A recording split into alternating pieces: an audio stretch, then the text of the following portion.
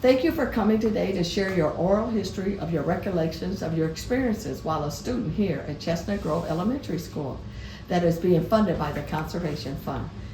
To start out, would you please state your name and tell me the names of the schools that you have attended? Okay, my name is Sylvia Morrison, Singletary.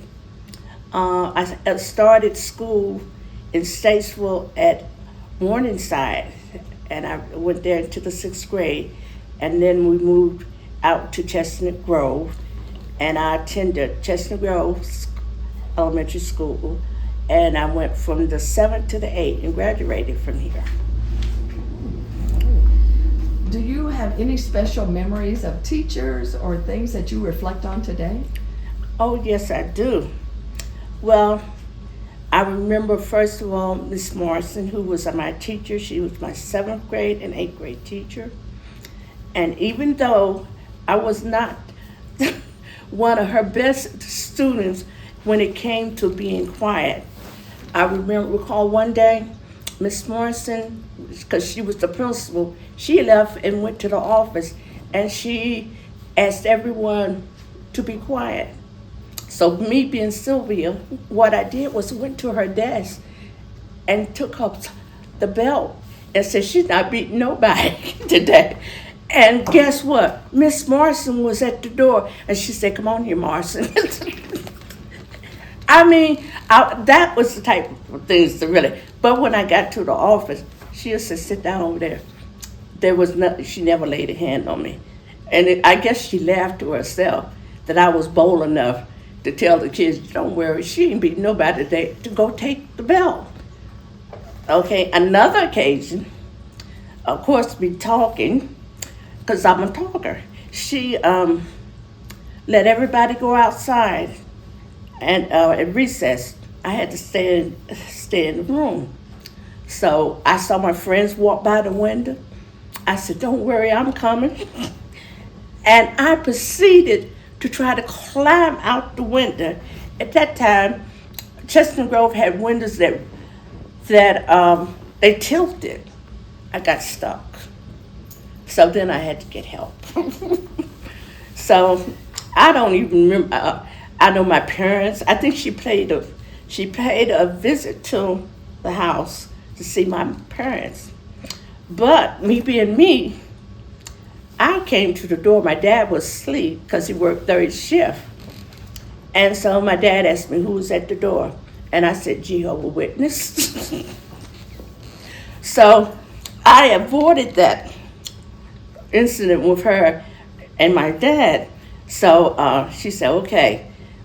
So later, I remember graduating and everything. I was glad that I had made it through. And Miss Morrison probably was glad to see me go too. But teaching and stuff was good. I remember being at the blackboard. We'd be out for recess, coming in, and she would say, go to the board. I don't know why she always sent me to the board for math. She knew that I hated math. But I would always be up there to make up the thing. And then another thing about our schools then, during the time when I was going to school, we did not have free lunch provided for us. So you either bought your lunch or either you had, your parents would give you money to buy lunch. Our lunch lady at that time was Miss Pfeiffer. And she was so sweet that it was myself and Frances Allison and Emma Jean McCorker. I don't know if anybody remember her. We worked in the lunchroom and received lunch, and we also received some money. And so I never had to carry lunch, and Miss Pfeiffer was a good cook too. I loved her food, okay? And that was it. And it wasn't a lot we had to do as children, just clean the tables, down and stuff, because she prepared the food and all that. I didn't even have to wash a pot. Thank you. Okay, can you tell me about a typical day at the Rosenwald School, Chestnut Grove Elementary? Did you take a bus, walk to school? I How'd walked. you get here? Okay. I had to walk because we lived on It was, at that time, it wasn't called Seed House Road. And I guess the law that they had at that time, that we lived close enough that we had to walk. So I had to walk to school, rain or snow, however, you made it there. And sometime, our bus driver, Cooterbell, that's his name, Summers, would feel sorry for us, and he'd let us ride to the top of the hill and get out. And he would go on his route to pick up the other kids. But I know that wasn't supposed to happen, but I really appreciated the ride and everything. Okay. So what was your day like once you got to school? Well, it was good. I waited for the rest of the kids to arrive. Stuff.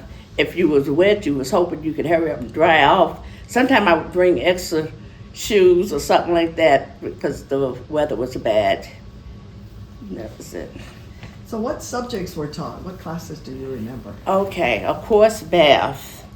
We had history and language, okay? And with our language, we had plays. And when I said we had plays at this school, I remember one of the students, Johnny Turner, he said 4 scores, and his voice, I remember his speech, and that one, and then in the beginning, God created it. And when we spoke, we didn't have papers. You remembered it, and it was like a contest to see who could win. I remember that. That was nice. Did you understand at the time that you were attending Chestnut Grove that you were going to a segregated school? No, I didn't understand because I didn't understand it at all. That's what it was. I remember when I got ready to go to school, my mother worked as a housekeeper and she took care of this lady's children, which was the Nash. They owned Nash Furniture Company. And the daughter and our friend was Jane. Her name was Jane. And I remember them setting us down, telling us that Jane had to play with her kind and I had to play with my kind. And that's when I found out, I'm sorry, I always tell people, that's when I found out I was really black. And it made me feel like it wasn't a good thing because I couldn't understand that she and I had played together for, I guess, 2 or 3 years since my mom had worked there. I could come to work with her. But when it was time to go to school, they said we couldn't be friends anymore.